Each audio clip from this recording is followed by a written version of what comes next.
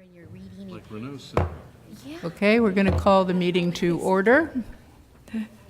And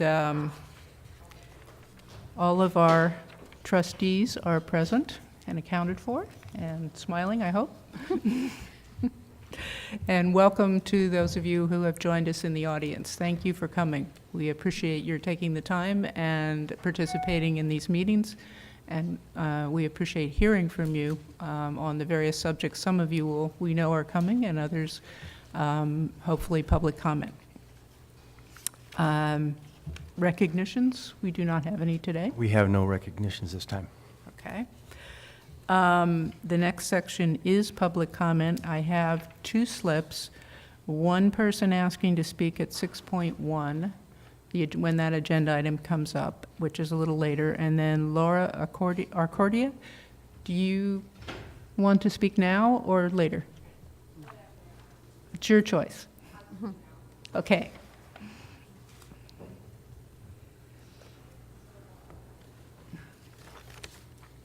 Good afternoon, President and members of the board. My name is Laura Arcordia, and I'm an international student, currently a freshman here at SPCC. And what I want to address is the issue of housing, which I know has been talked about a lot. And but it affected me personally. I had to host somebody for 2 months because he was homeless.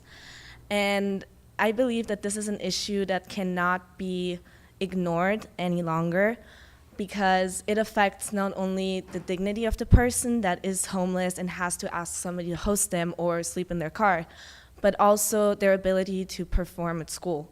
So, for example, this guy would live on my couch, and I mean, he had a big bed, it was a pull-out couch and everything, but for example, if somebody stayed up longer to do homework, usually that was the living room.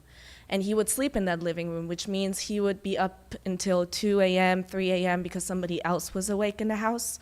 And obviously that affected his performance at school. And I believe that aside from the performance, there's a big part of dignity that is also in this, which I know one big step for dignity for people that are homeless was opening the showers to everybody here at school.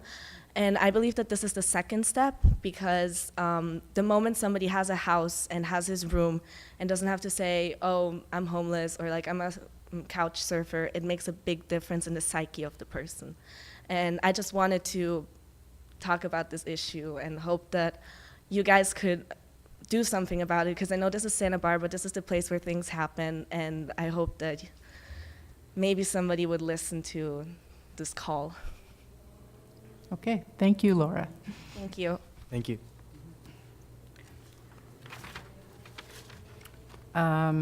Next item is approval of minutes, and we don't have any. So we go on to 5.1, report of sabbatical outcomes. Michael? Yes.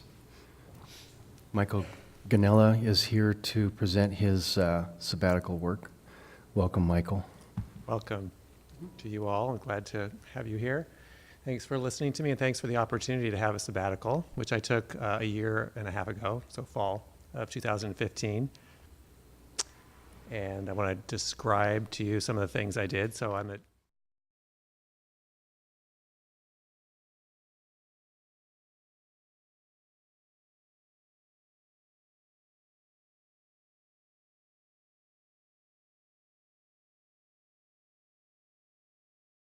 known as the Miamia.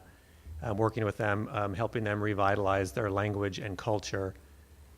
And I did botanical work. I got my PhD in botany there, but I looked a lot at their historic and traditional uses of plants for food, medicine, construction, lots of things. And so I went back there during my sabbatical to help them with a number of projects that I felt had a really good overlap between my work I do here and the work I used to do with them.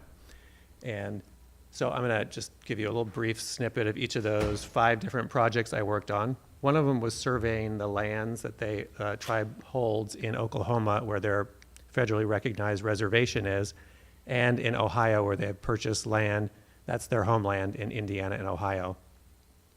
The Miami River and Valley are from Ohio, not Florida. I had been at Miami University for 2 years when my father called and said, "How's Florida?" So I surveyed the lands. I created a list of all the species on their tribal holdings on the lands, and divided it up into just all the species and also all the species that were culturally important, all the species that were historically on the site but not there now that could be reintroduced, and then exotic invasive species, which were confounding all of that. So all of these things were geared at practical purposes for supporting the current tribal community in using their language and their culture more. So that's what these landscape surveys were for. So I got a lot of good plant ID experience, field work, and even horticultural work on learning how to propagate the species too. Another project that is related is I developed a database for the plant field guide. What they're trying to do is create a field guide for tribal members to be able to go out, recognize the species, know how to harvest it, know how to prepare it, and use it in the traditional ways they always have. So that was another project I worked on. Got the database going, which they'll draw from as they build the actual published book, in-house published. Just a snippet of the database, the list of species, their common name, scientific name, Miamia or Miami name, and their season of harvest too. This is one species. Part of my work was to also create a seed bank, which we have here too in the Environmental Horticulture Department. But this was for their traditional plants. When tribal members want to try something that maybe they haven't done for a while, they heard their grandmother talk about eating wild lotus root, and they want to try it again, then I bought a refrigerator and started collecting the seeds and the plants so that tribal members would have access to those, because it's not that easy. So I had to wade out into there and dig down 2 feet into the muck to get the rhizomes, the underground stems, and put them in the refrigerator so people could come get them. But that was one of the more exciting, dramatic kind of things that horticulturalists do. Third project was their propagation facility. I helped them design. They don't have a propagation facility yet, but they're going to, and they wanted all my input on design and needs. So I did that, and then also helped them develop a plan for cultivating their own. They have a Miamia corn. It's, you've probably heard of like Zuni corn, and different tribes will have unique, and they have one. It's genetically unique. And I wanted to start cultivating it again. It has not been in cultivation in the tribe for since the early 1990s. So we found a site for them. This was the site. It was actually on the campus of Miami University. They have a research property there, and I found some land for them. And this is something they could have done, but they just didn't have time. And we got the initial tilling done, and I'm sorry, I don't have a picture of the harvest. So this was all done in the fall, got the land prepared, and then the spring, the tribal students planted it and harvested it in July. So Miami University has a close relationship with the Miami tribe. It's developed over a long period of time, and the least or the greatest movement forward in that relationship is when Miami University changed their name from the Redskins to the Red Hawks. That helped. So they have a good relationship now, and they have tribal Miami students of Miami descent, so that are tribal members at the school on scholarship. Those are the ones that planted the corn. They have a tribal class they have to take.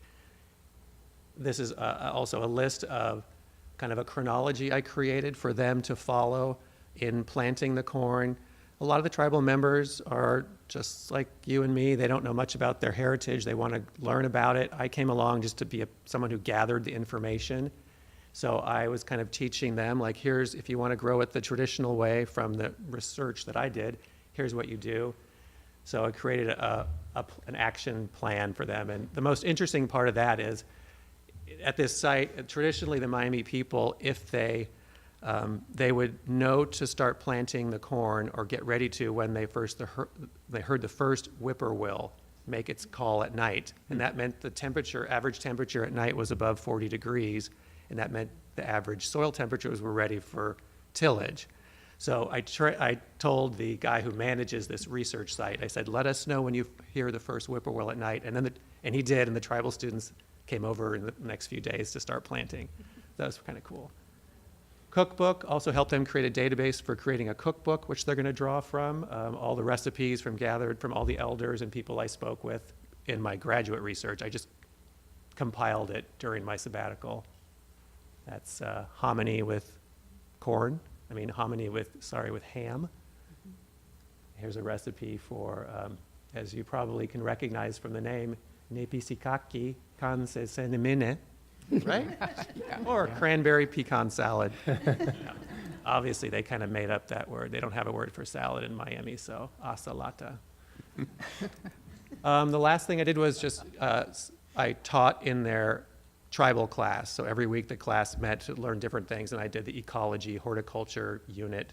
1 week I talked about the uses of white oak, the traditional uses, the medicinal uses. The bark would be taken off of the tree and pounded and used as a poultice for burns and for other type of wounds. And then, of course, used in construction, and just in different ways taught the students about it. Those are the 5 projects, and it was really rewarding, and I'm really excited and grateful for being able to do it. Thank you. Thank you, Michael. Any questions? Anybody? Yeah. Craig first, then Peter. I really, I read over what we had as an attachment. So your presentation, I appreciated the pictures. I really enjoyed how you connected, the horticulture with the tribe and the customs, and how you made it relate and come alive. Is what I was a little bit foggy on is like how I'd like to have at some point, not necessarily right now, but at some point is like how you can incorporate that into your classes, and with, what point. I can imagine taking classes from you, because I've taken quite a few classes in my time, not as many as others, but the professors that could relate, that could make the material I was trying to learn relate to the real world, the things I could relate to, really, those are the courses where I got the good grades. So I didn't quite get that out of your presentation about how you were putting it together. I saw all the stuff you did. I'm just curious about the how part. And it's mostly just curiosity from me. Yeah, that makes sense. You want a quick response, or you? Well, if you got a quick one, I'll take it. Otherwise, we could do it at a later time. One is, right now, this presentation was taking me out of my plant propagation class. Things when I learned about how to grow these plants and research how to grow and propagate their mostly wild plants in that area, the same techniques that are used here. And so when I lecture about plant propagation, I can have experiences to tell them about when I tried this, when I tried seed germinations this way, or divisions or cuttings. I will be able to, it enhanced my real world experience to give the students. And they, I can lecture on and on about the head knowledge about how to do these things, but then they start listening when I say, here's what I did when I tried this. And they like that. That's one example. Thank you very much. Sure. Thank you. Peter? My question was along a similar vein, and it has to do with application. I wondered if you had thought about seeing if we could do that with local Chumash culture. Would that make any sense? Yes, I just feel like that is already in the hands of other people. Jan Timbrook and her husband here in town kind of are the ones really close to the Chumash and do a lot of that work. But I have thought of it, definitely. Good. Yeah, it's important. Thanks. Oh, Emily. I just wanted to say thank you, because the only environmental studies horticulture classes I took was with Adam Green, and I know that whenever he has been able to say, oh, when I was in Antarctica on this, doing something along those lines, makes the whole class, like you were saying, a lot more relatable. It changes the connection to the professor. So on behalf of students, thank you for that, because it really does break down that professor-student wall. So Yeah, it's appreciated. thank you.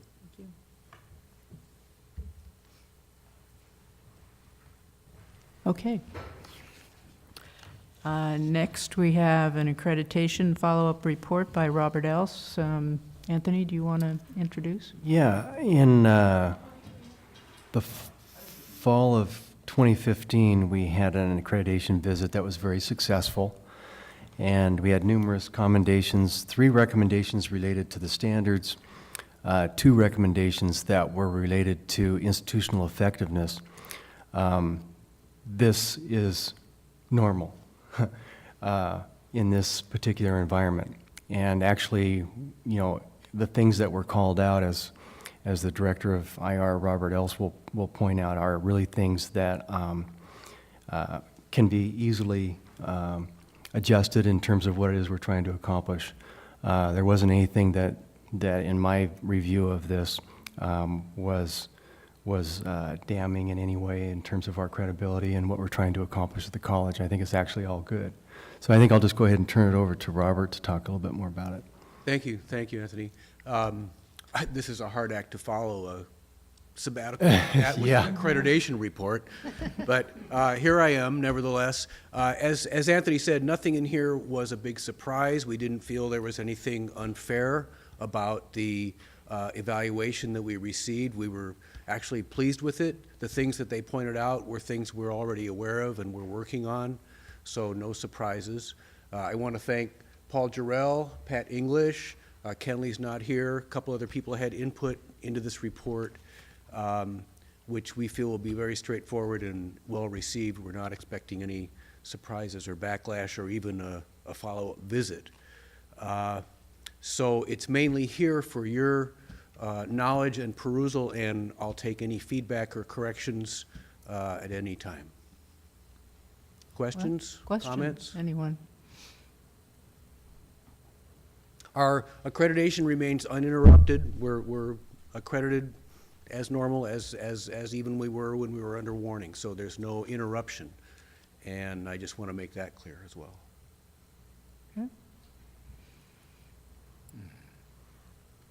So I guess the bottom line is you feel that these were issues that we could quite competently address and explain, and that's what this report is about.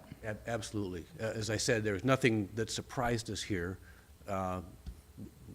It's very straightforward. Things were already in progress. Okay. Yeah. Well, I know it's work to put these reports together. That's apparent in reading it, and we thank all of those people who are working on it, yourself included. Thank you. Thank you. And I just want to say, no comment, I think, is a sign of trust.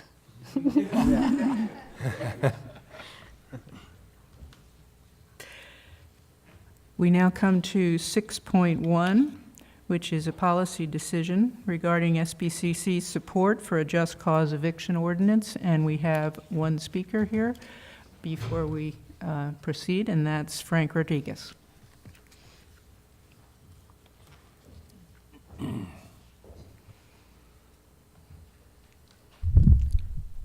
Good afternoon, President and Board.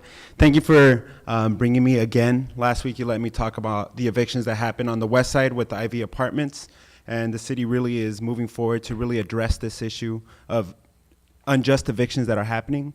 And it kind of seems appropriate that this meeting started with the open comment with issues of housing, because we know it's a complicated issue. And especially here in Santa Barbara's west side, a district that has historically housed a lot of the Latino working class community. A lot of them are being pushed out because of companies that come in like Ivy Apartments, which skyrocket the apartment rents. And the way they do it is they kick everybody out without giving them cause. And that's what this no just cause eviction is trying to address.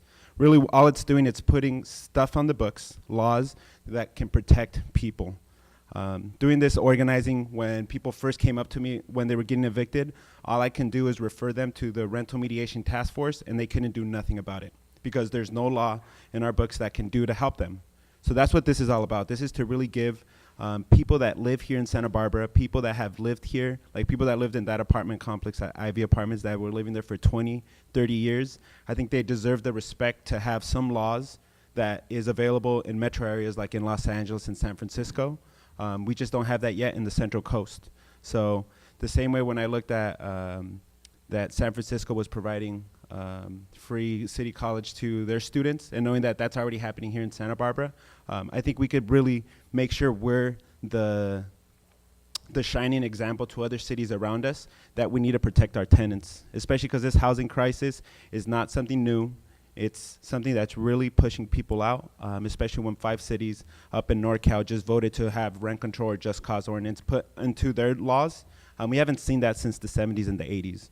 So we're in a time where we really need to start looking at how we protect our tenants here in Santa Barbara. And this is a way that y'all can do it. And I really appreciate in saying that you are willing, or hopefully are going to be willing, to write a letter of support and come forward at the City Council, because I think this is a very important voice to be heard, the Santa Barbara City College, just because of the populations that come in and really are part of the culture of here, of the Santa Barbara's West Side and Santa Barbara in general. Thank you. Thank you, Frank. Anthony, do you want to speak first just about the agenda item? Yeah, of course, one of your board goals, number 6, relates to exploring the impact of the college on the community, and you created an ad hoc committee to do just that, an ad hoc mitigation committee. And it's been exploring the issue of housing for the last month or so, and have had several meetings with county supervisors, the mayor, the Housing Authority, various constituency groups, including the students here at Santa Barbara City College. And I think they've been very fruitful meetings, and they really do point to the issues that have been brought up here this afternoon. And you can talk about the recommendation relative to what you'd like to direct me to do, possibly. Okay.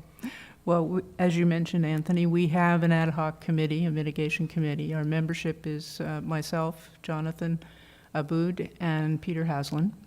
And the committee is expecting to bring a number of recommendations back to the board, but this is the first official one. And we felt it was a good time to put forth this recommendation and unanimously agreed that we would support the idea of having Dr. Beebe write a letter to the City Council in support of the Just Cause eviction ordinance and appear before the City Council reiterating our support, basically. So, Peter or Jonathan, would you like to make any comments? You have something first? Go ahead. So the housing issue is really complex, and there are so many moving pieces. And one of them is, of course, the availability and supply of housing. But I think this Just Cause ordinance is a good first step that we need to support in solving the housing issue in Santa Barbara and what we can do, because it protects the people who already have housing. We don't want to be contributing or say we didn't help pass this ordinance that's kicking people out of their housing before we go and try to do anything else in housing. So I think we need to do this first before we do anything moving forward. So that's why I really support this. And just from a human rights perspective, social rights, people shouldn't have to get fear that students are coming into Santa Barbara and forcing the working families out. We don't want that. We want to have our working families and have our students. We can do both, and we should do this first. Peter? I think that's exactly right. This is not to say that we're not cognizant of a homeowner or an apartment owner's basic rights to property, and to do with that property what seems appropriate at the time. But we were confronted by various people suggesting that sometimes students come in and it's a wonderful target of opportunity to kick out existing tenants and double the occupancy in each of the bedrooms and therefore double the income to the landlord. We felt that something like that was simply unfair. And so I want to be clear that the reason for our interest in passing this recommendation along to the City Council has to do with the perception that Santa Barbara City College is inadvertently contributing to the housing crunch of Santa Barbara. The way that we hope that we can help mitigate is by supporting something along lines of a Just Cause ordinance.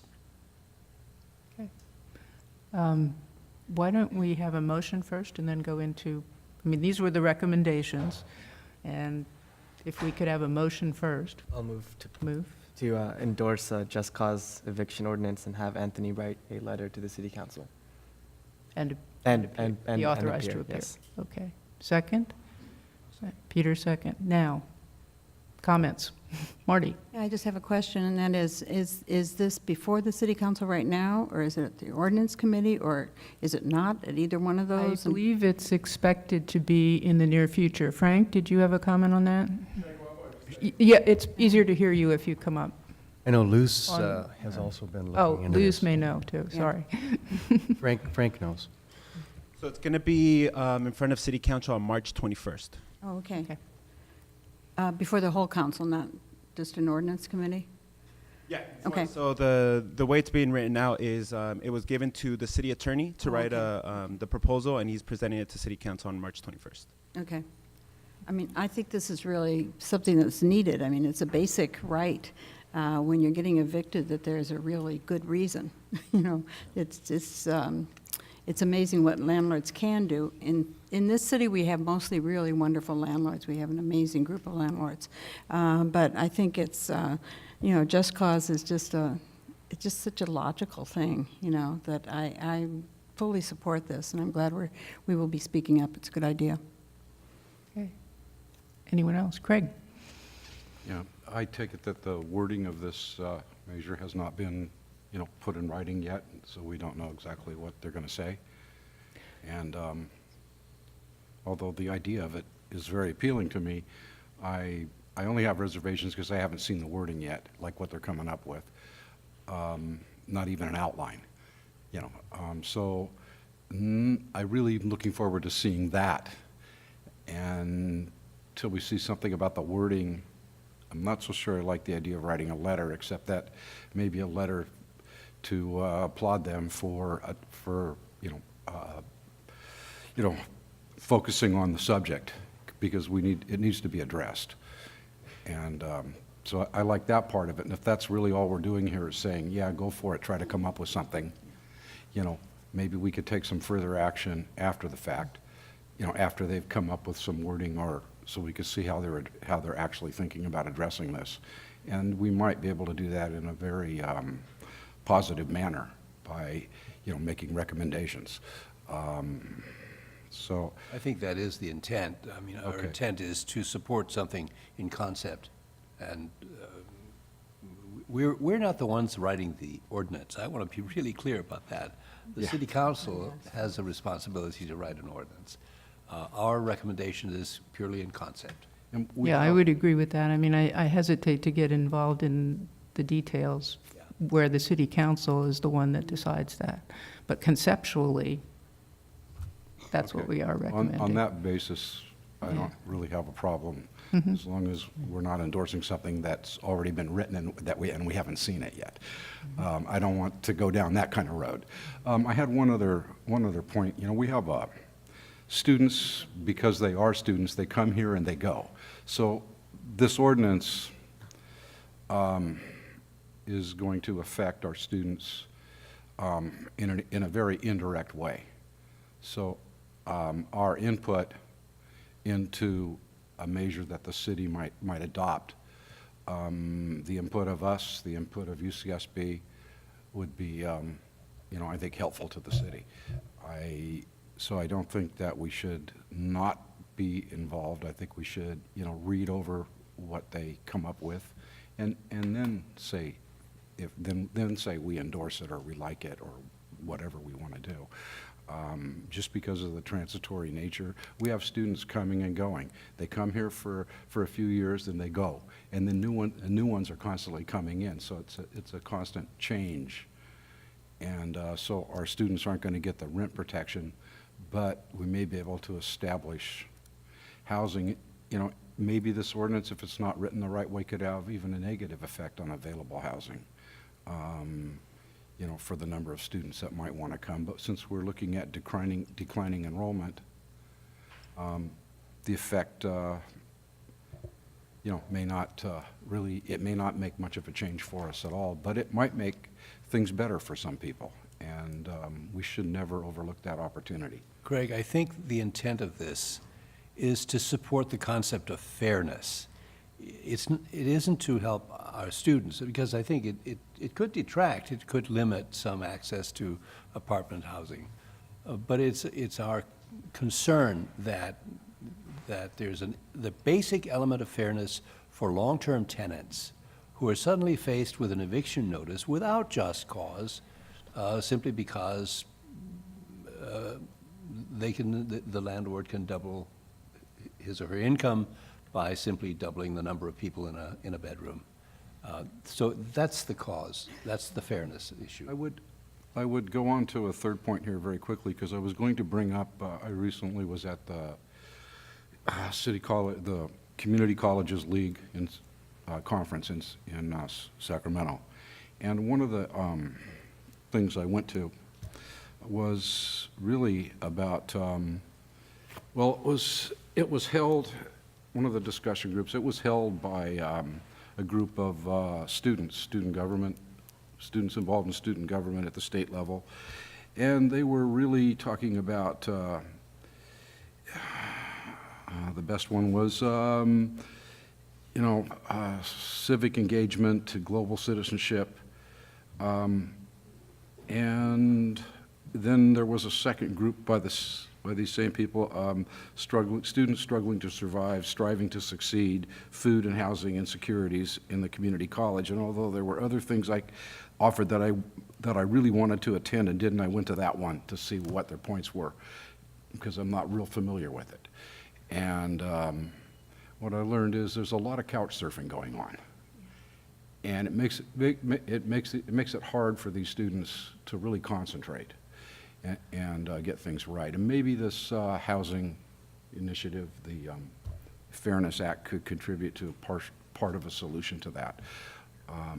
But it was refreshing to me that we just had Laura tell us this evening about this the student housing issue, and she specifically mentioned couch surfing and how these students survive in it. This is not something that only happens here, and it's being addressed even at the state level, and we're all very concerned about it, and what to do about it, we're looking hard.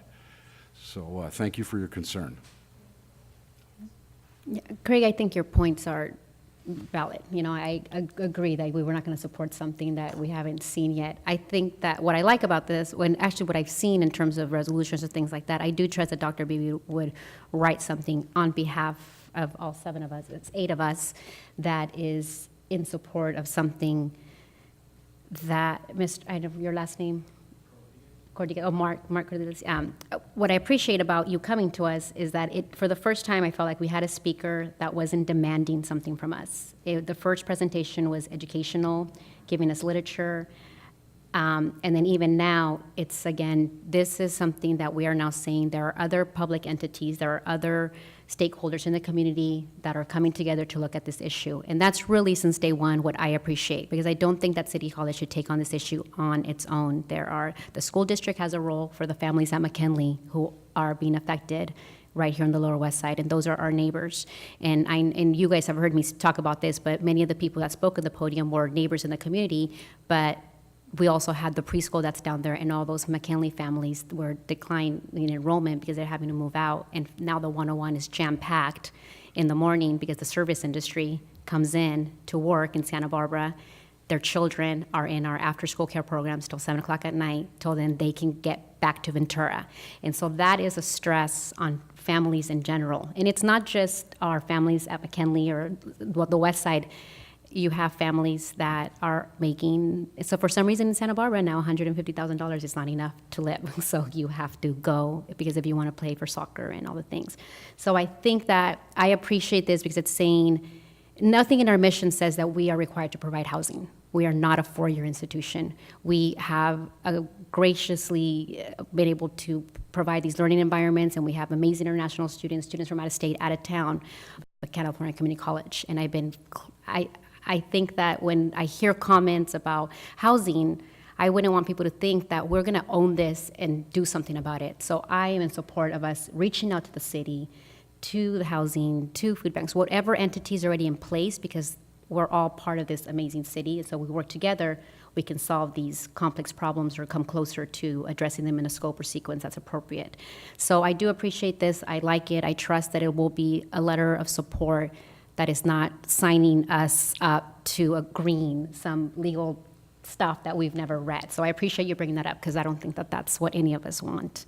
But I do like this, so I thank you for moving forward. Yeah, I think Peter summarized it. I mean, we're talking about a fundamental concept of fairness. We're talking about being part of the solution with our community, working with our community. That's, I mean, as an ad hoc committee, we've been talking about mitigating the impacts of the college on the community, and clearly one of them is that we bring in students that need housing. And our families in the community, as Frank has pointed out, who have lived somewhere for 20, 30 years, they are impacted by that. And we have this cycle going where it becomes an economic incentive to raise rents and increase the impact. So we're trying to take that first small step, I think, but hopefully in support of a piece of the problem. I just wanted to tag on to one of your comments there, Marcia. We're not necessarily talking about people from out of the area.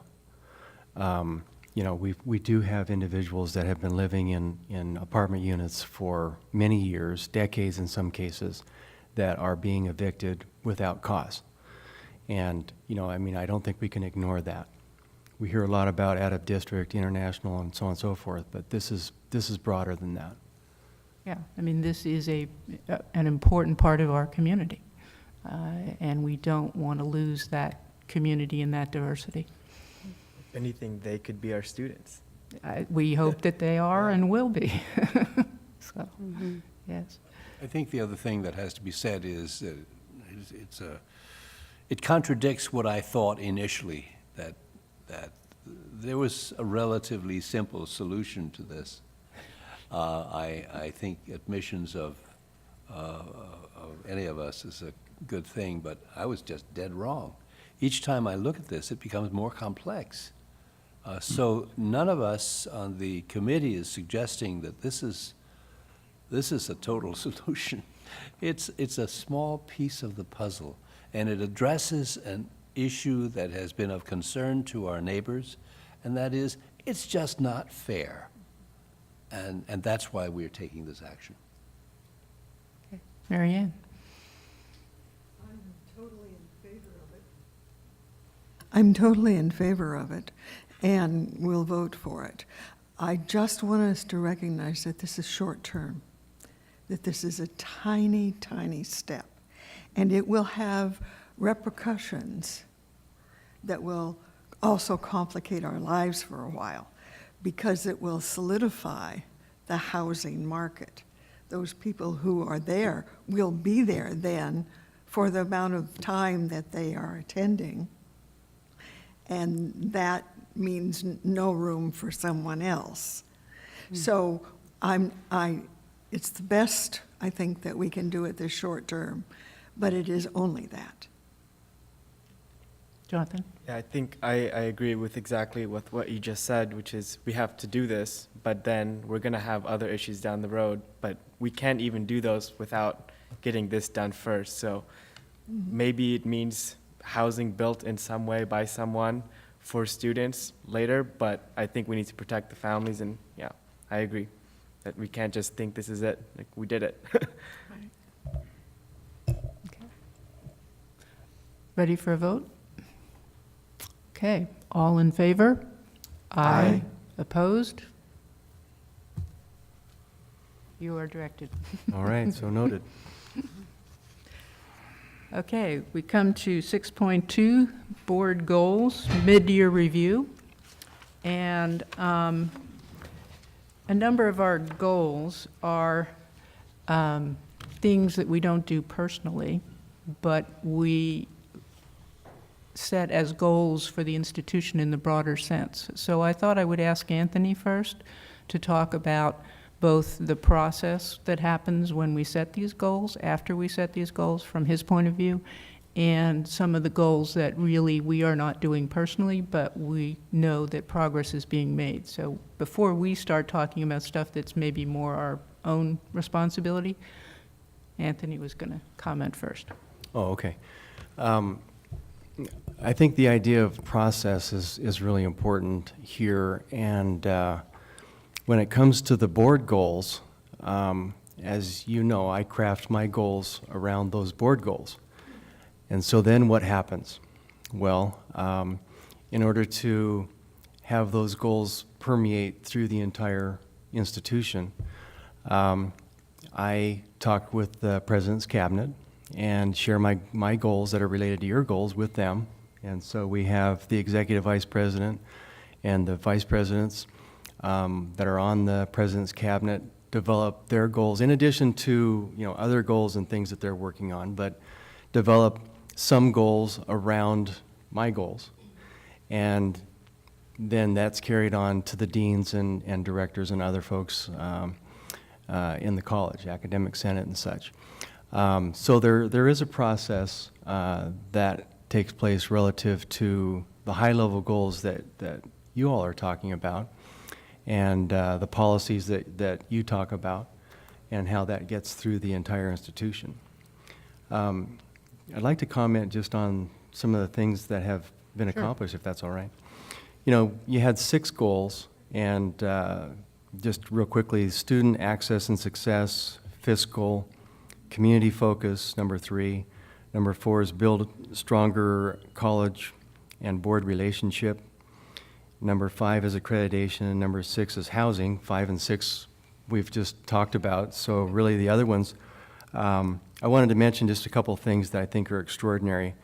The first one, in terms of student access and success, the bullet points that you have under those goals relate to, for the most part, relationships with the SBCC Foundation and working with the foundation. Of course, the foundation, as Jeff Green, the CEO of the foundation, has expressed, purchased 525 Anacapa for the use of our cosmetology program, really moving that to an ideal location in downtown.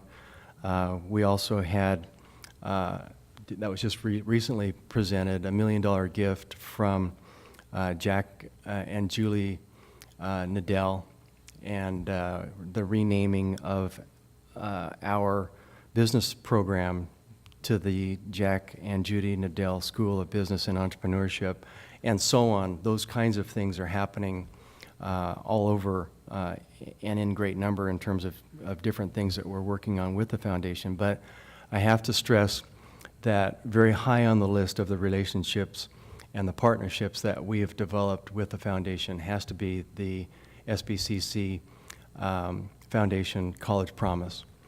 That really has blossomed and turned into something that has become the national gold standard.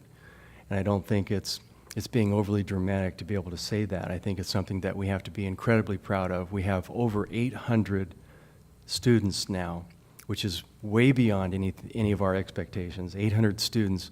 I think it's 877 if Jeff were here, he'd probably say that. So 877 students that have opted into the College Promise program this semester, which is just absolutely phenomenal when you stop and think that we just started this in the fall. So really, really amazing. So in terms of goal 1, we have some great successes to talk about there. 2, fiscal. I just reported to the college community that we had the $9 million deficit that was projected and substantiated by the fiscal crisis and management assistant team, or FICMAT for short, and that was just in the fall that they substantiated that we had that kind of projection happening. And the college did some extraordinary work, and this was hard work. This was not easy in terms of coming up with ideas and strategies to reduce the expenditures of the college and also to increase revenues. And we're going to talk tomorrow about that at our retreat.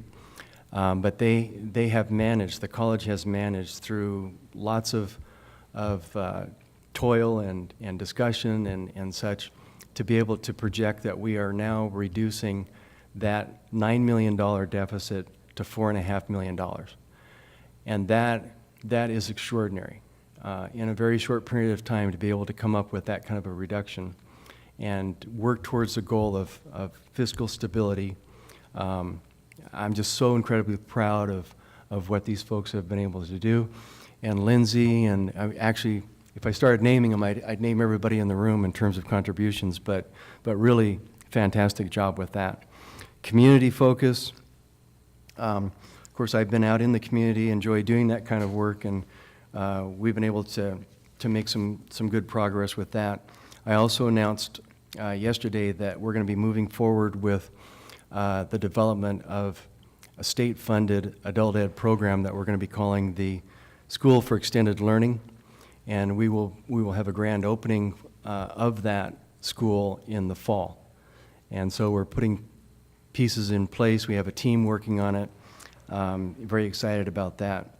In terms of the fourth goal, building stronger board and college relationships, I remember at our very first retreat, we walked through the Carver model, and we talked about being a policy board, and we all agreed that that was really the proper place of the board, and you already knew that.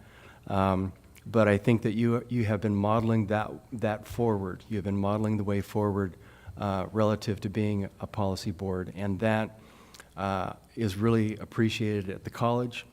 I appreciate that, and I think it's really a respectful thing to be moving forward with.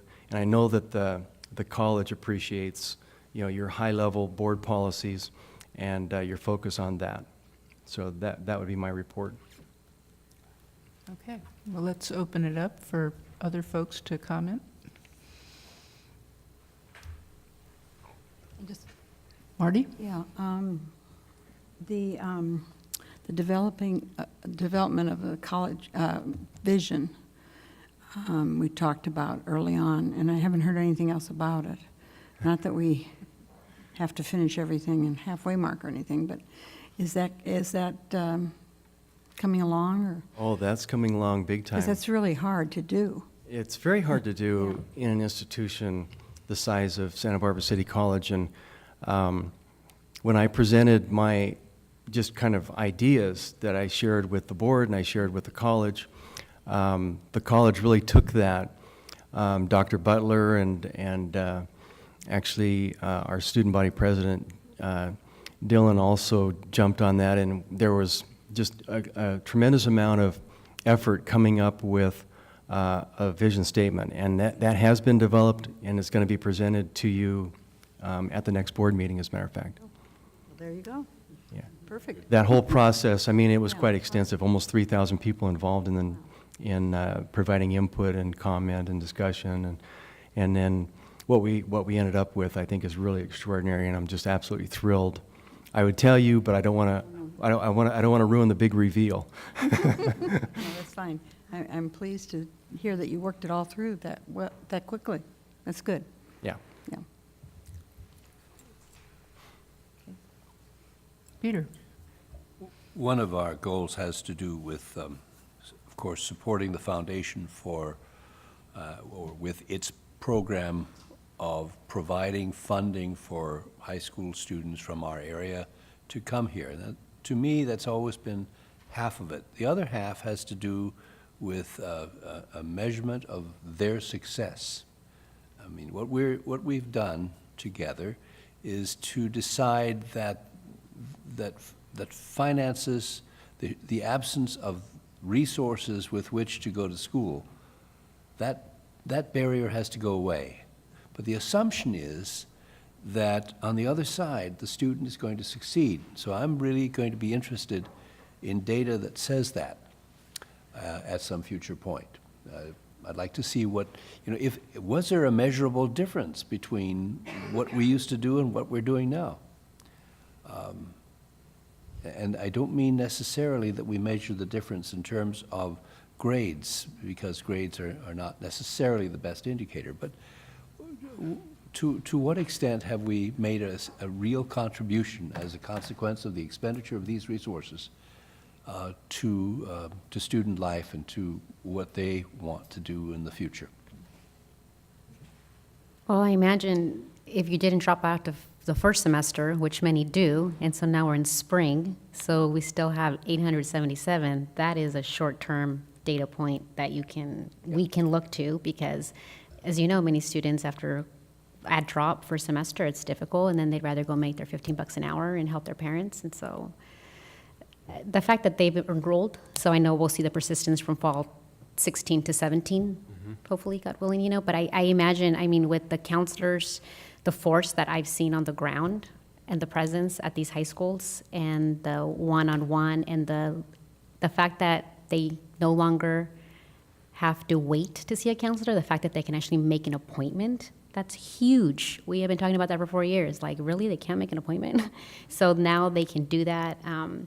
That, I think, and I don't know, we also talked about wanting to move up their application period. I think we did that. And I don't know, maybe to move up the application period to enroll in college in November, just like the other UCs.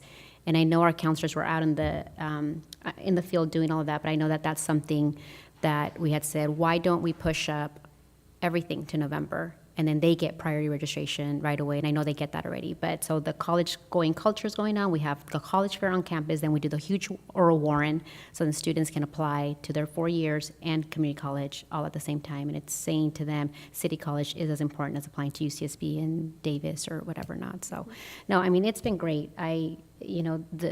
What the staff is doing for this, I mean, the late night evenings. So thank you, Paul and Jeff, because these people are also moms and dads in the community and that are out there beyond 4 o'clock. And when daylight saving hits, it's dark at 6 and you're out there. The community, I think, really appreciates that. And I'll tell you, again, this morning I had an elementary school parent, and elementary school parents talk about this at least 2-3 times a week. And so just today, another elementary school parent is talking about this program. And so that's huge. The fact that you guys have gotten the buzz all the way down to 2nd grade, I mean, good job. I have something to say. So I think, it was less than 6 months ago when we passed this on August 25th, and we're already halfway done with like the 2 big ones, or the School of Extended Learning is done. You said it opens in fall. That was It's not done yet. It's almost done, and the deficit. We knew there was an issue of a budget issue. Like, we didn't know exactly the details, but we got the assessment and are working on it already. So in less than 6 months, I think that's really effective work. So thank you, Anthony, that's a perfect trickle down of, we said we want to do this, and then you got it done. It's all and these the whole folks. college. So take that's a lot of credit for that's excellent. I mean, I don't think you see that too many places or too many organizations where they say we're going to do one thing and then, make real progress halfway through the year on getting them done. So that I'm really proud of that.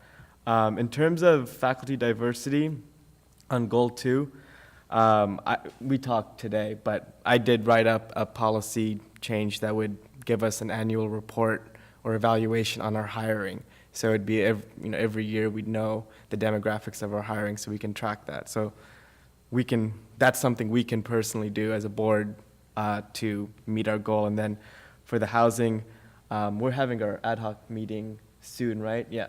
Yeah. So We have several coming up. yes. Oh, right. Yes. Yeah. So I think the housing study is something we could definitely, like a tangible thing we can get done that'll inform us moving forward. So if that's something we can finish within the year of the goals or get started, that would inform us for the next year's goals. So great goals and great results. Okay. Craig? Yeah, I had a couple of comments, just listening to everybody else, but on this particular thing, and you brought up measuring, how do we need to find a way to measure it? Peter said that, I think. And what can we look at? And we can look at different things, completion rates, do they come back the next term, the next semester, do they follow through?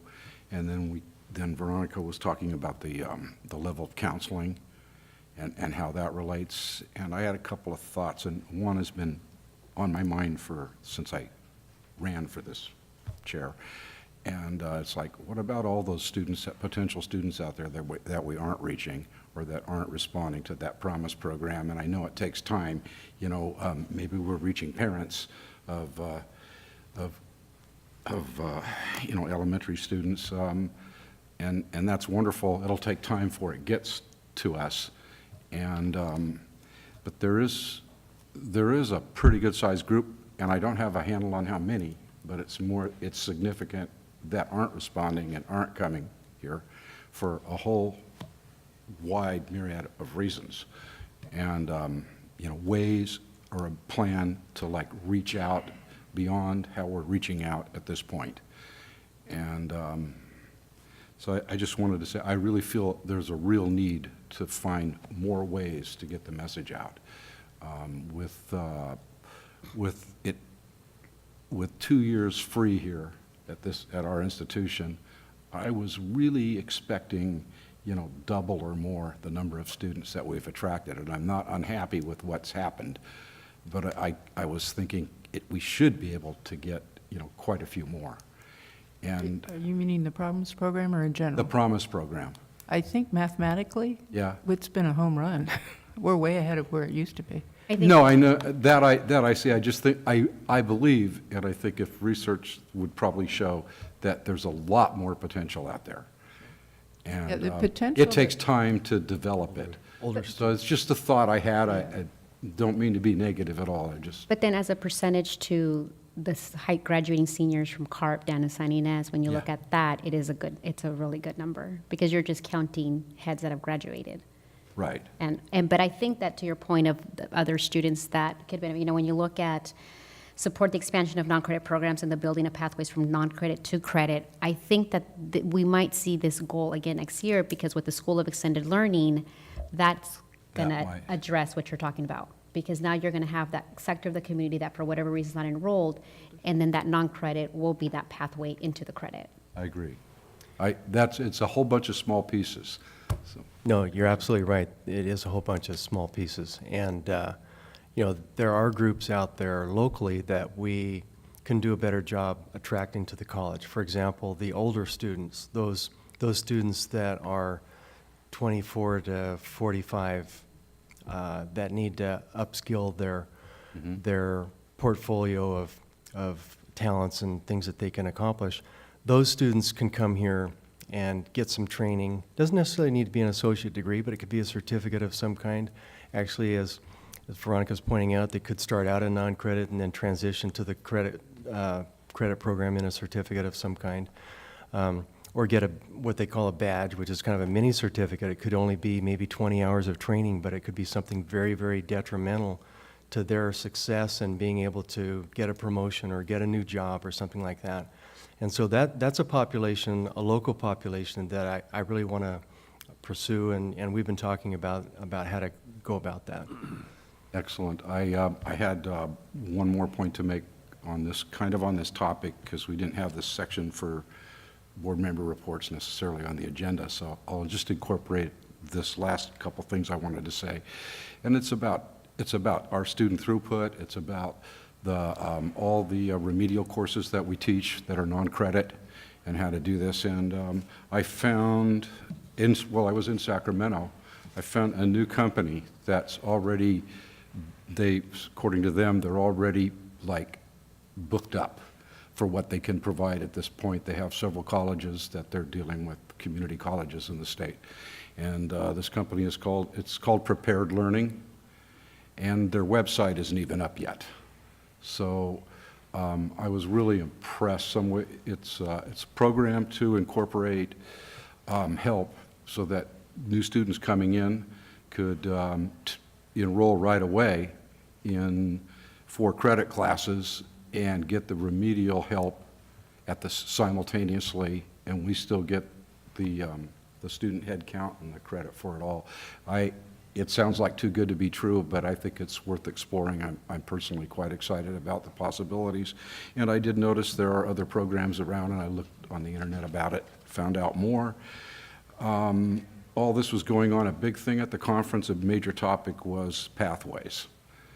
And so looking at the emphasis on the student throughput and how we provide counseling and do that, and then it ties in together, for me anyway, with, you know, how are our students able to live and do this, and that's why my interest in the housing, and et cetera. So I have a little brochure I'm going to give to Anthony after the meeting, and then somebody can follow up on what it really is, and they might even get their website up sooner or later. And they said they were sending me an email, which I haven't got yet. I know about that. You know all program, about it. Yeah. That figures. Patrick McCallum, that is the Yes. director of that program. There's probably, I don't know, hundreds of those kinds of programs, and the Academic Senate and the faculty here really take this very seriously. They look at all of those. They're adjusting different things to make sure that our students are as successful as possible. The California Guided Pathways initiative that Dr. Butler is going to be talking about, actually our next agenda item, 7.1, really does, I think, hit on a lot of the things that you all have been talking about in terms of, you know, success and you know, and those kinds of aspects of the education for our students. And so I think that it's kind of a timely topic for us. On this topic, when I was in Sacramento, more than one person brought up Dr. Butler. His name is someone very involved in this, and you are quite well known, it appears. So, you know, I'm all ears. Okay. Thank you. Well, thank you, Craig. Actually, we usually have the board reports only in the second meeting of the month, but since you just came back and it's fresh in your mind, it's really a better time to hear about it, too. So, I thought it might be better to and it was really applying to what we're discussing, so Yeah. I'm sorry so for no, it's violating not, you. it's fine. It's good. So, other comments, anyone? Shall we move on to the presentation from Dr. Butler and Paul Jarrell? From the very famous Dr. Butler. Yeah. Yeah, there we go. Yep. And this Thanks is for the on the reinforcement. application for California Guided Pathways Project. Good evening, members of the board. Can you hear me? Is my mic on? Okay, good. And Dr. Beebe.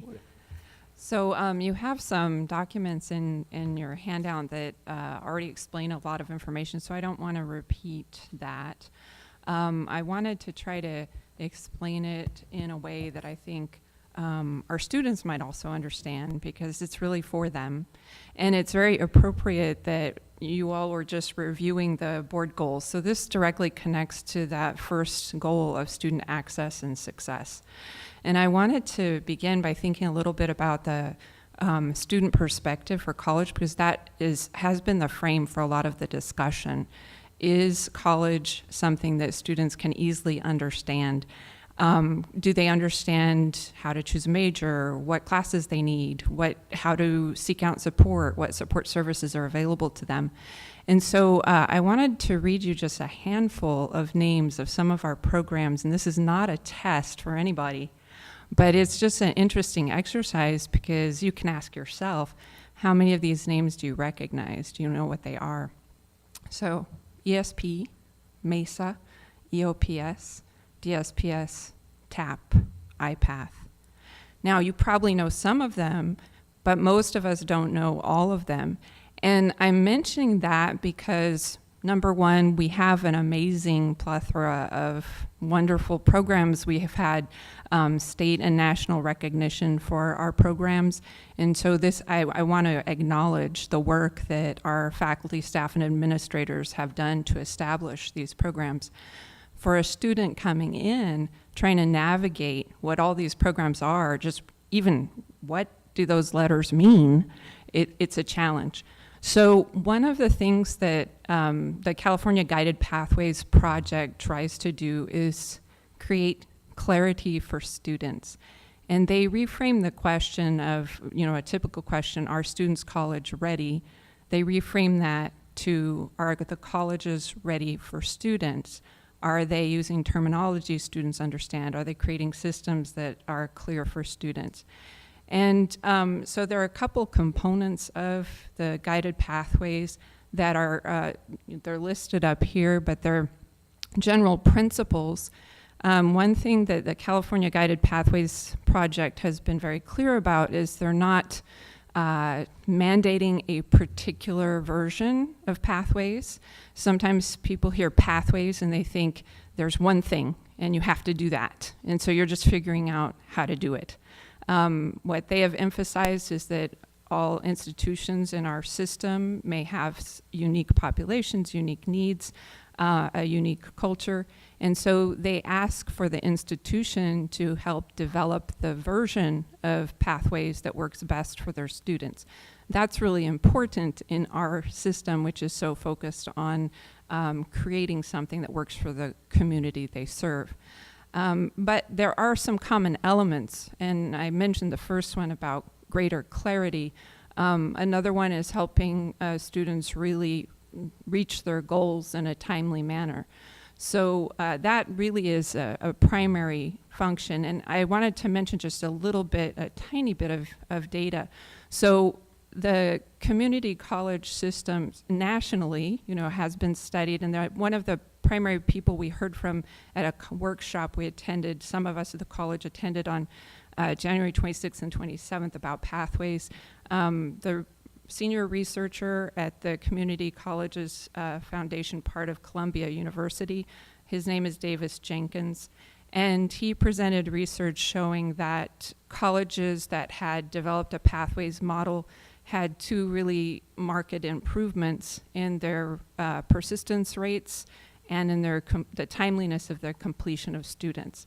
And so when we got back, I was very interested to see some information about, we know by looking at the scorecard measures that we have a little ways to go in improving our outcomes, and we've done a whole lot to do that. We have these programs I mentioned that have had a real impact on that. But there's a ways to go, and I just want to mention a few things.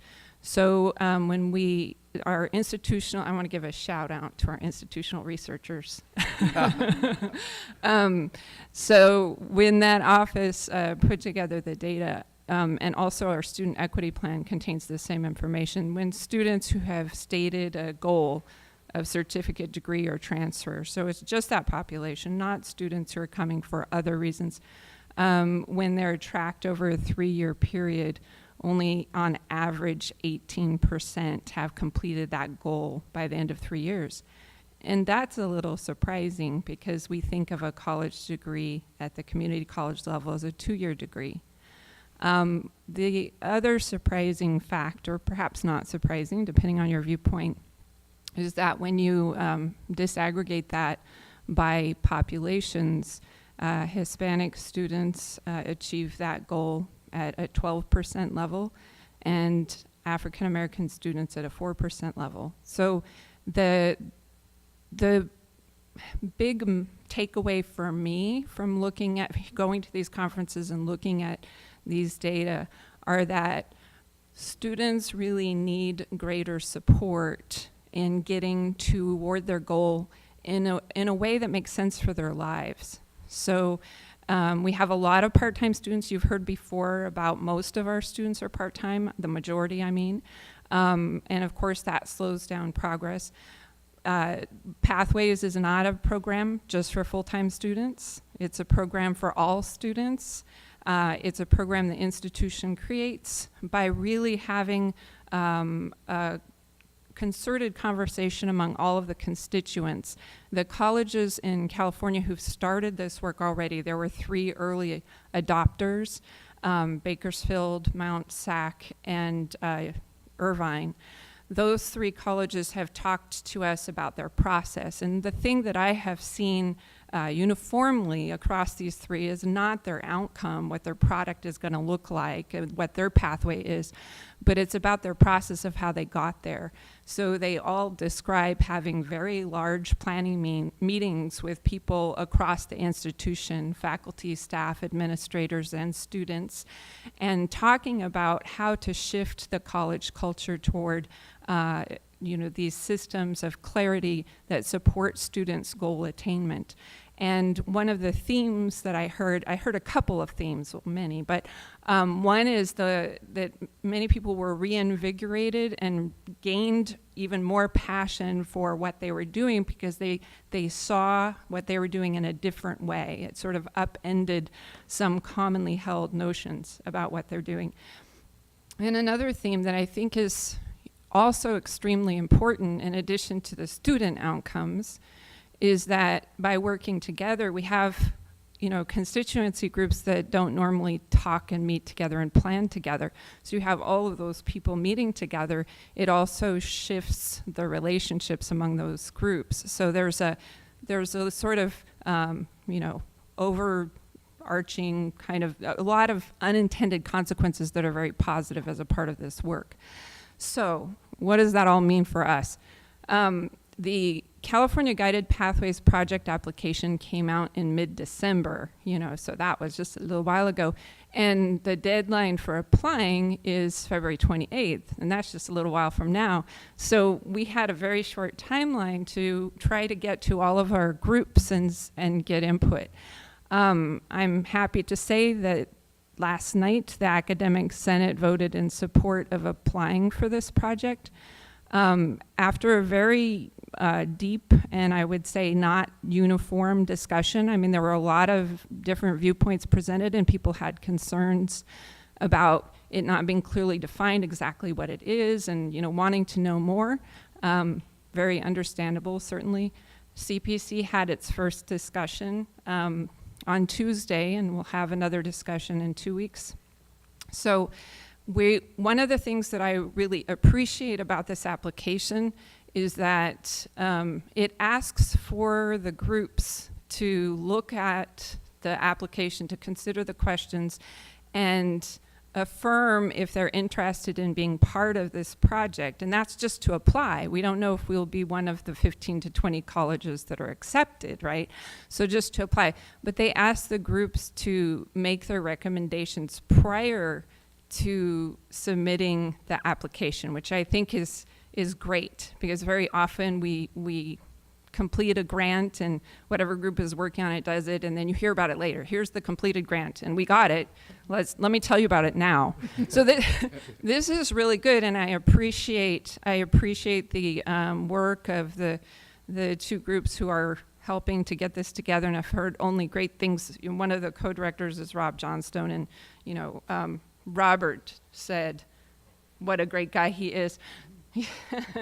So it's something that personally I think that it has really great potential for our students and positive potential for how we feel as an institution together. And the faculty have expressed support for applying, although they certainly have many questions, as we all do. But I think we will get there and move forward if we also have support from our other groups, one of which is you. Okay, any questions before we, Mary Ann? I heard a little bit about this program at the last conference I attended, and I was very impressed. As somebody who worked at the college level, I know how easy it is to lose students just because they don't know what happens next.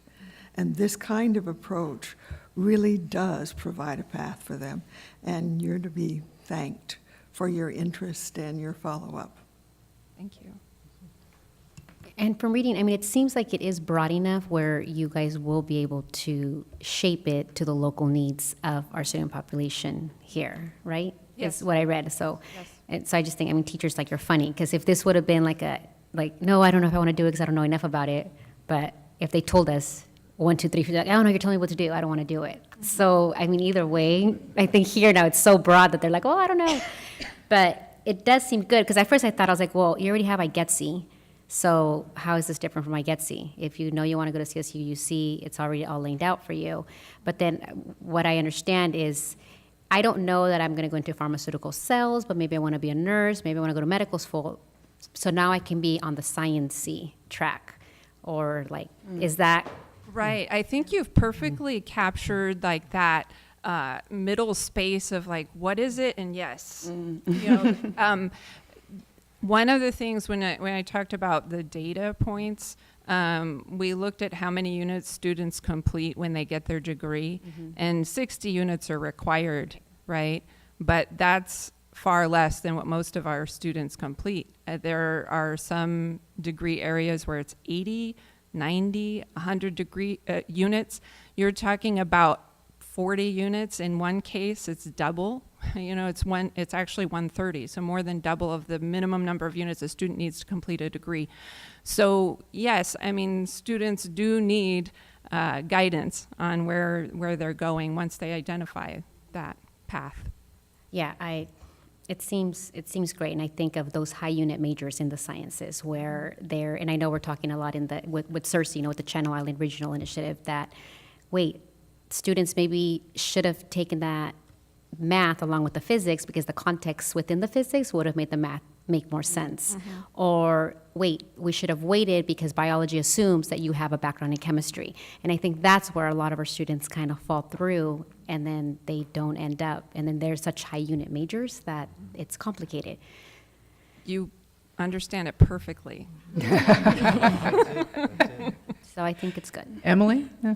To tag on to that, I think this is fantastic, but have we thought about maybe going to the Associated Students Government as well and bringing it to them and just kind of like seeing if there's any questions, you know, with the fellow officers? And Yes, we had two. We had Dylan, the student president, and another of his cohorts, and I forgot his name. Sebastian? No, it wasn't Sebastian. Okay. But two were at an initial planning meeting, and I assume that Dylan will place it on an agenda soon. Okay, because I'm just wondering if there'd be maybe some suggestions, because I know with the pipeline right now, it is kind of very confusing. We've had a lot of students this semester and particularly come to us, you know, with Starfish, Moodle, Canvas. It's like never ending.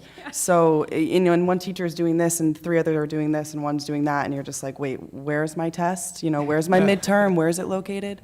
Are you saying even the techie generation is now? Even now we're over, exactly, with our iPhone phones in one hand and our tablet on the other. But, you know, so I think that this will assist in that. And, you know, as much as I am in support of this, I'm sure there's some students that would love to have some feedback on it as well. So I will be sure to talk to Dylan about it as well. That's great. Yeah, absolutely. And should we get to the place where we're ready to apply, and if we get accepted, students are integral to the planning process. So we have to have students be part of the work groups. We'd love to hear that. Dr. Jarrell's been involved with this too, so I know he's been biting his tongue to Well, I try to was say just something. going to say what she said. The application is not an application for anything that's already developed, and this is at Academic Senate, I think was the most interesting conversation, was because we were having a vote for something that doesn't exist yet. But what it is an opportunity.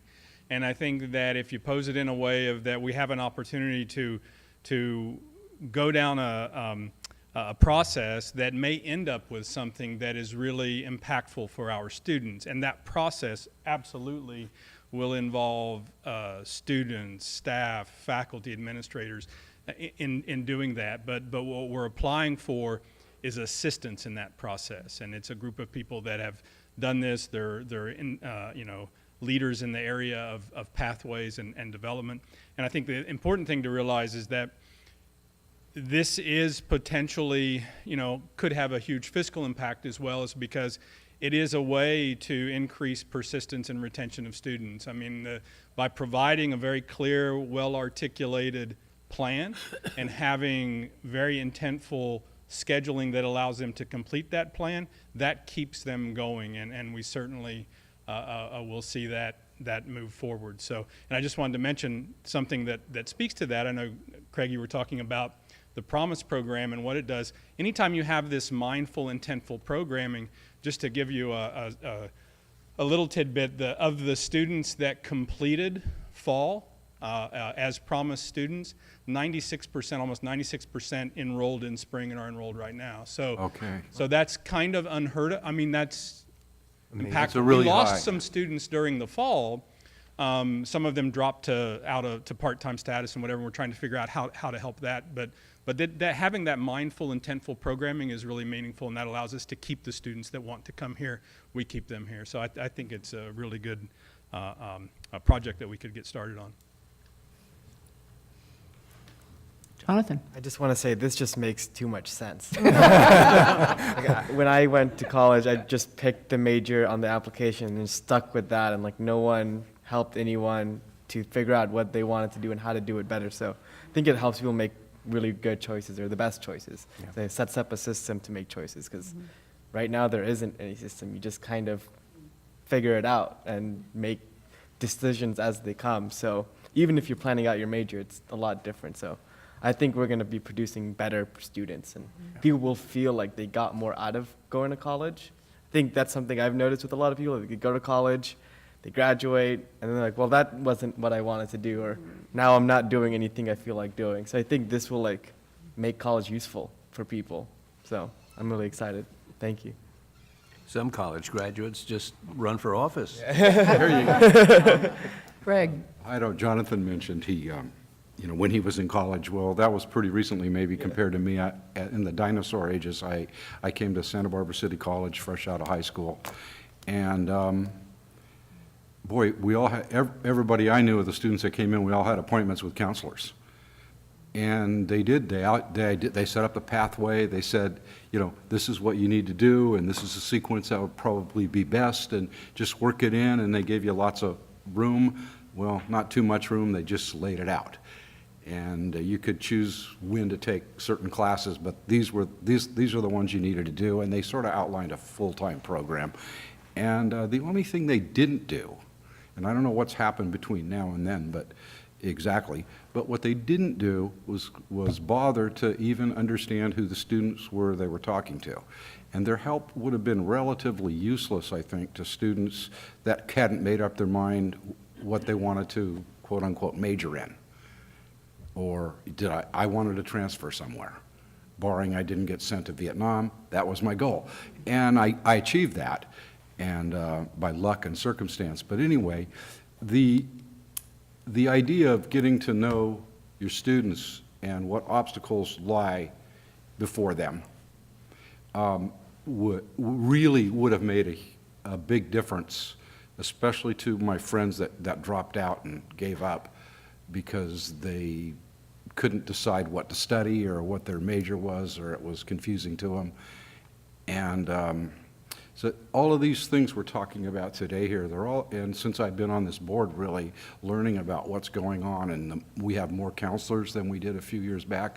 We have a lot more emphasis on the students. I was amazed at all the help with the tutoring and the centers and what's going on campus. Back in the Stone Ages, none of that existed.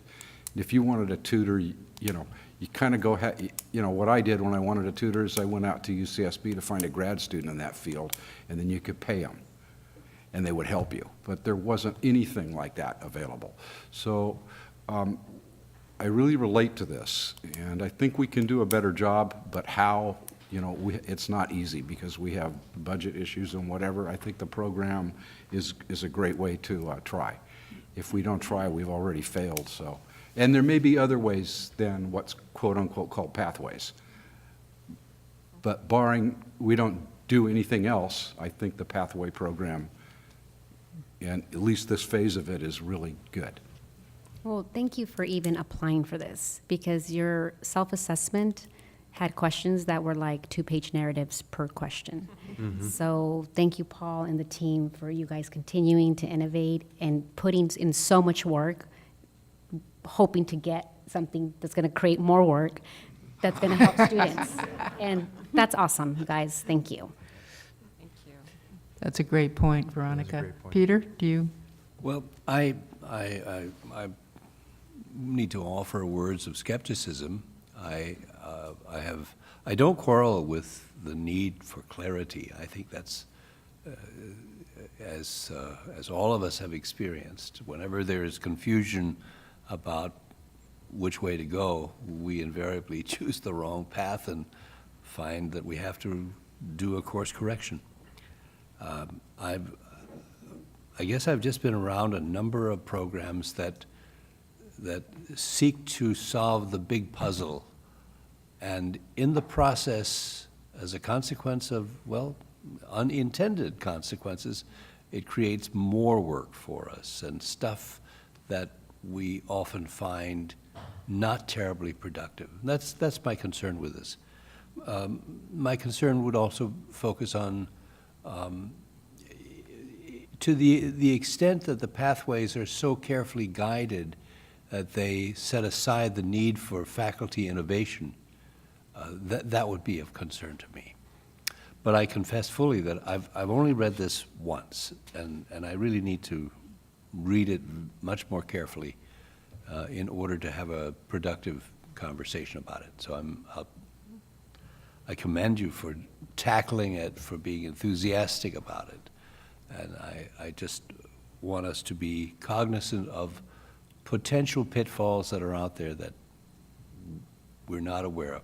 What did catch my attention was your notion that this is not a one-shoe-fits-all thing, that there is flexibility in it, and I haven't found that yet. So I obviously missed that page, but I'll be looking for it. Oh, if I may, I could, for 30 seconds, talk about that. Sure. And by the way, Peter, you spoke like a true faculty member. No, he's a board member now. No, okay. So when we went to this conference, we heard some different models described, and really there's quite a bit of variation among them. So one would be more the approach that some of us who went to universities where they handed you your program of study and you kind of got that much direction.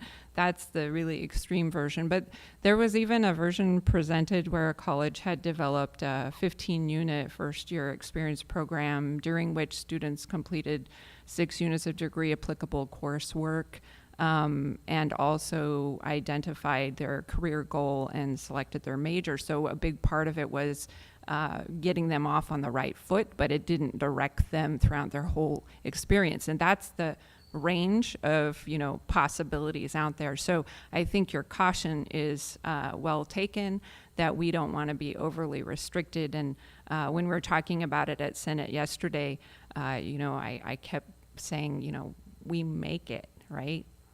No one's making it for us. We need to make it together. So I think those words are good. Your words to keep in mind, that we need to think about the unintended consequences as well. Also, Marcia has distributed some articles dealing with not just the education that is necessary to cope with today, but that which is necessary for students of tomorrow to find the jobs that we don't even know about. If there are common elements in those jobs, they have to do with a process of being able to think and communicate critically, and being able to solve problems that we don't know about yet. And probably every college and university course contains elements of those sorts of basic elements. And I would hope that nothing in here would detract from that pursuit, because that's really where the rubber meets the road. Yeah, absolutely. I feel like I'm at the conference again. Those elements were emphasized as being really critical to any program. Absolutely. Mm-hmm. Yeah. I can't, on the subject, expanding a little bit, my son, who's now a teacher, in the early 2000s, he was at Fresno City College.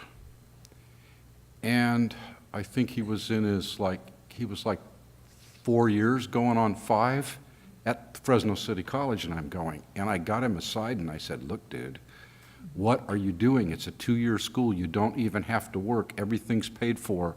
What are you doing? Do you talk to counselors? Actually, he went, no, not really. I kind of know where I want to go and what I'm going to do. I just see all these courses that I'm really interested, so I just keep taking them. And I said, well, that's fine, but I think you need to do some of that on your own dime.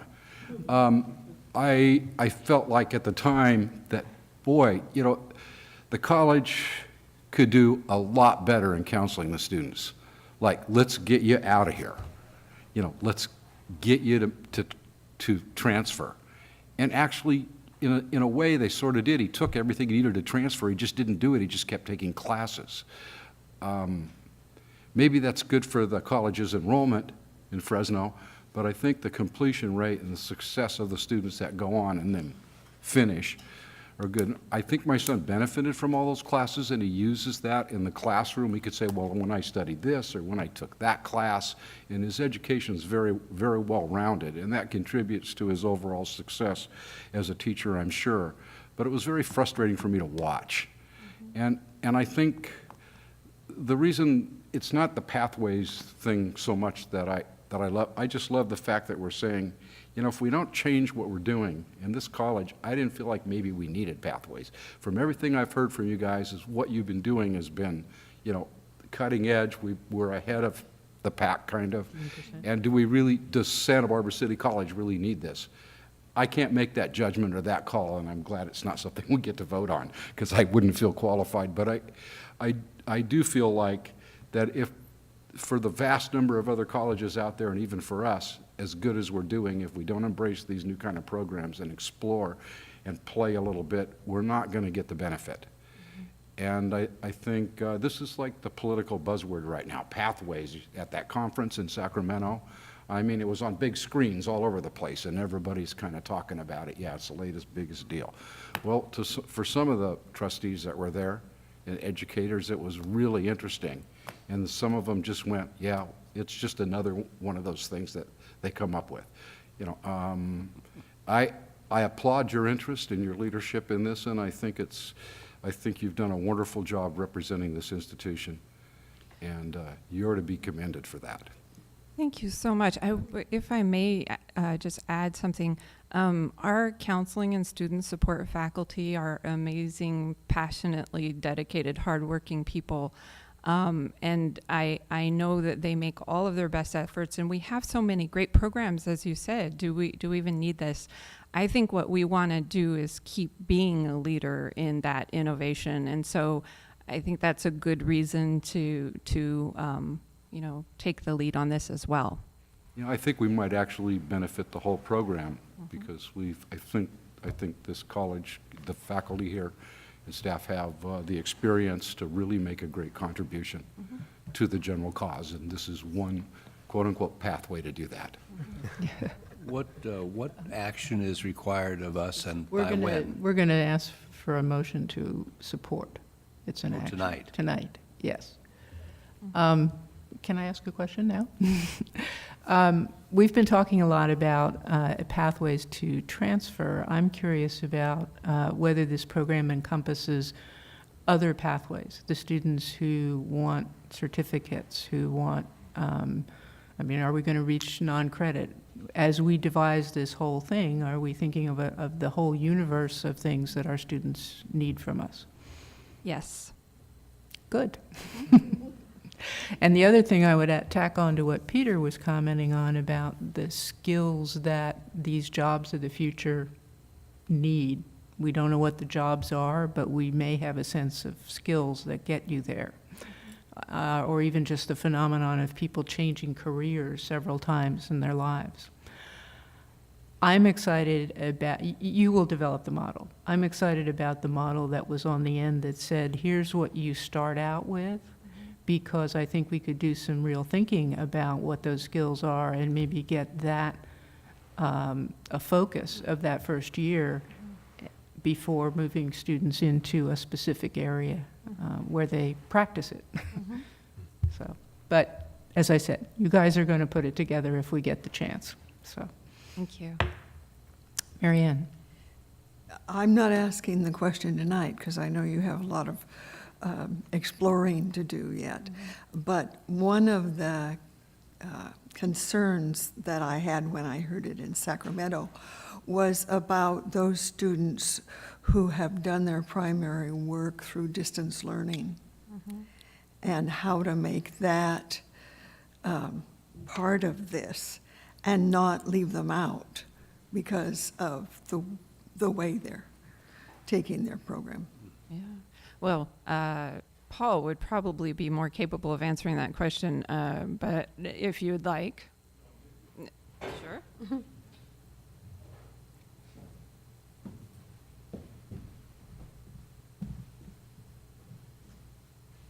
Yeah, I really don't think they're mutually exclusive. I mean, a pathway is we might think of it as a physical kind of thing as a student moves through, but in terms of the modality within which we would offer courses that might appear in anyone's ed plan or pathway, they just need to be in the right sequence. So to the extent that a student would want to take something online, and we currently offer that, hopefully that would still be there. The other thing I would like to point out is that, you know, we have many programs that a student can take exclusively online, and I think again that, and most of those actually, those are the pathways we have already, and the completion in those programs, something like health information technologies or something like that, where everything's really well mapped out, all the courses are online and they're sequenced in a way that students can progress through. The completion rates there are phenomenal. So I think that we have little bits and pieces of it in different places already. This provides that kind of framework that allows us to align things so that we're not competing efforts on campus. Yeah. May I make a final remark? Of course. And I apologize. I don't mean in any way to be disrespectful. I appreciate the proposal of voting on this tonight. But CPC has one more meeting, and I always prefer if all of the governance groups have a chance for input before the board votes. And although the faculty have voted in support, I would really love to hear from our classified colleagues and our managerial colleagues as well. Although I've been hearing very positive input, I just like that pattern better, but it's the board's discretion. We don't have another meeting until February 26th. Is that uncomfortable in any way? The only Because you said the 28th was due date. Right. Well, we would, sorry to make it sound so simple, but the only part we would need to add at that point is the date of the board's decision, and we can add November 26th before the 28th. Actually, it's the 23rd. Oh, I'm sorry, 23rd. Yeah. All right, so that's better, but, yeah, I mean, I mean, we're here, we're talking about it, everybody's enthusiastic about it. I think we probably could go ahead and have a vote rather than kind of Yeah, redo all of this.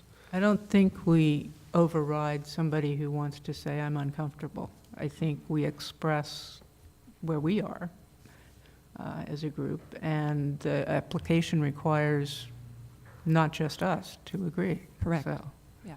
so I wouldn't take it that way. Yep. Okay. Okay. Motion to support the California Guided Pathways Project. Craig? Second?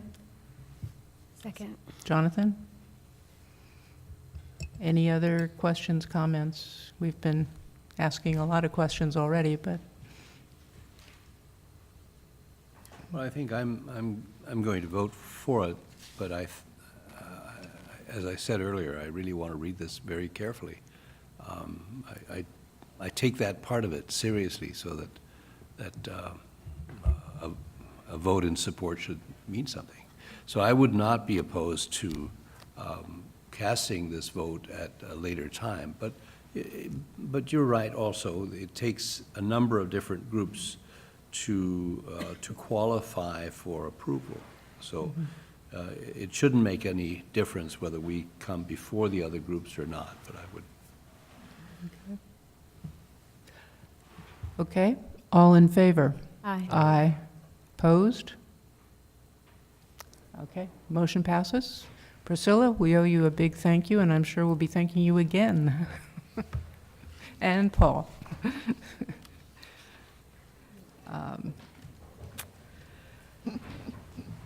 Okay, that comes to the end of our session, our public session now. We're going to adjourn to closed session, and I'm sure that those of you in the audience probably don't want to hang around. So thank you for coming, and good evening.